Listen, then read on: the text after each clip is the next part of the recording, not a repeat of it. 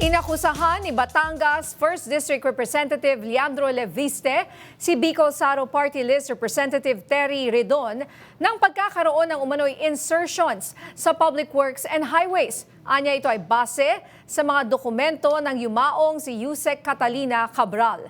Aabot umano sa 150 million pesos ang halaga ng road project insertions nito sa Pamplona at Pasacao, Camarines Sur sa ilalim ng iisang kumpanya na Bicol Gold Rock. At kaugnay niyan, hinga na natin ng reaksyon mismo si Bicol Saro Party List Congressman Terry Redon. Congressman, welcome po muli sa Arangkada Balita. Kahapon, maraming salamat sa pag-imbita. Ngayon, ikaw naman talaga ang nasa hot seat na. Diretsahang tanong, may naging insertions ka ba sa DPWH budget na sinasabi nitong siya, Congressman Leviste? Well, una sa lahat, super sinungaling si Congressman Leandro Leviste. Kasi paano ako magkakaroon ng insertions ng 150 million sa Camarines Sur for 2025 kung kakabalik ko lang po sa Kongreso sa taon po na ito. Yung pong budget for 2025 was crafted in 2024. Hindi pa ho ako congressman nun.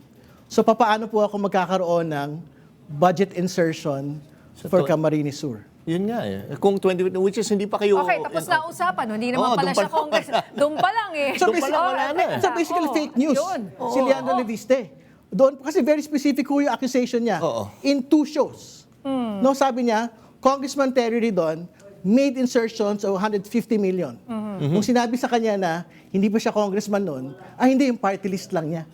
Yung po nga nagkaroon daw po na insertion. So, ibig ko sabihin, doon pa lang, touch move na siya. Ang sabi niya, 150 million in insertions na ginawa ko raw. So, paano mangyayari yun? Tsaka yun nga, sir, ang mahirap dito. Wait a minute, sorry ha. Sorry na. Pero, how about your party list? Baka sila ang nag-insert daw. No, I can't speak for the previous, it was a different congressman din eh. So, nagkamali lang siguro siya ng napangalanan. It's not, it's for him to say. Kasi sabi niya, he has a list, hindi ba? Yeah. Na binigay sa kanya ni Undersecretary Cabral.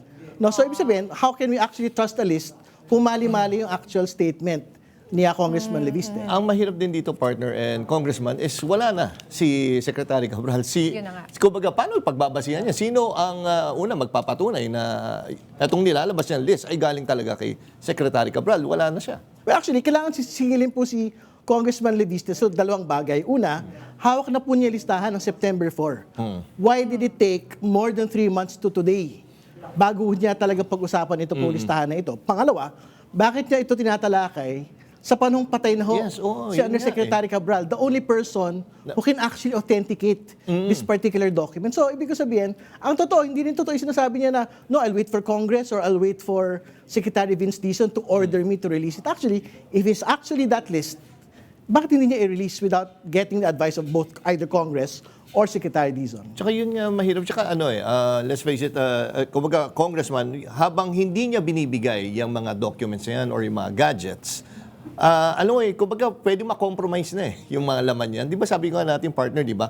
Yung cellphone na hindi ko alam kung na-produce na, hanggat hindi na ilalabas yan, paano natin masisiguro na yun yung cellphone niya? Di ba? Pwedeng, hindi natin malaman, baka hindi kaparehas lang yan ng phone, pero iba na yung laman, na which is papasok sa narrative nila. Actually, ang problema talaga, we cannot anymore rely on his word at this point. No? Pero moving forward, yung po ombudsman meron ng order to the DPWH to actually secure all of the computer files within Undersecretary Cabral's office. So, I think yan po yun. Dapat makita natin yung listahan din po doon.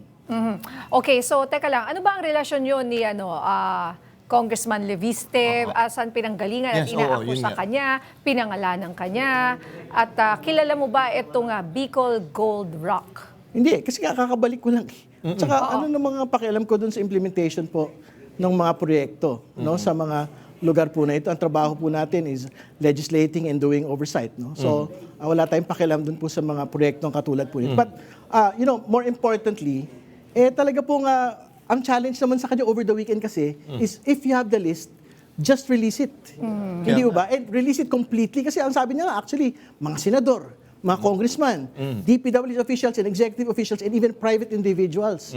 If this is too important for him and for the nation, dapat sinabi na niya as early as September. Yeah, so ba't nagtagal pa? I mean, 3 months bago niya sinabi na may ganun palang details. Tapos sa itsura, parang patsi-patsi siya naglalabas. Di ba? Alam ba, naglabas siya supposedly kay Congressman Garjola. Tapos ngayon, naglabas siya ngayon supposedly tungkol sa akin, pero hindi naman pala totoo. Sinungaling pala.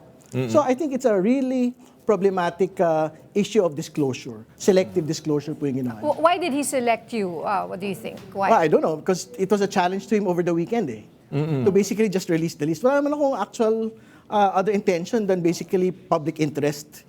For him to, okay, if you mention that there are Kongs, there are senators, there are executive officials and private individuals in that list, I mean, there's every reason to basically do an entire disclosure of it. Yeah.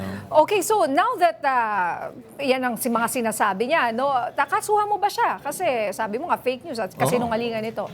Yeah, I think okay na yun. Kumbaga, bahala na yung publiko magdesisyon kung sino yung nagsasabi ng totoo rito. Basta, ang gusto ko lang linawin, yung sinasabi ho niya insertion for 2025, I was never a congressman yet in 2024. Okay. All right. Last question na lang po. Iba lang na usapan. Pumanauna po si Antipolo Congressman Romeo Acop. Bigyan niyo lang po kami ng konting background at paano po ang pagkakakilala niyo sa kanya at paano niyo siya gusto sigurong makilala at maalala ng publiko. Well, actually, nag-abot ho kami ni Congressman Acop as far back as the 16th Congress nung una kong pagpasok sa Congress. Pero magaling ho talaga siya, particularly doon sa pag-imbestiga bilang dating police officer at syempre abogado. No? So nakita naman ho natin yung kung paano ho siya mag-quadcom investigation. Yung talagang very precise po yung mga tanong, hindi nag-grandstand. No? And our commitment, syempre as part of the new Quadcom 2 under the 20th Congress, ipagpapatuloy po namin yung pong legasiya ni Congressman Acop. Okay. Ayan, well, babatiin pa rin kita ng Merry Christmas, Kong Terry, of Merry course. Christmas. Despite. Oo. Kalma lang, sir. Total, dapat merry tayo. 3 days na lang bago magpasko. Basta wag lang tayo nagsisinungaling. Ayun na nga. Kahit naman sino mapipikon sa ganun. Maraming salamat, Bicol Saro, Party List Congressman Terry Ridon. Salamat, sir. Merry Christmas.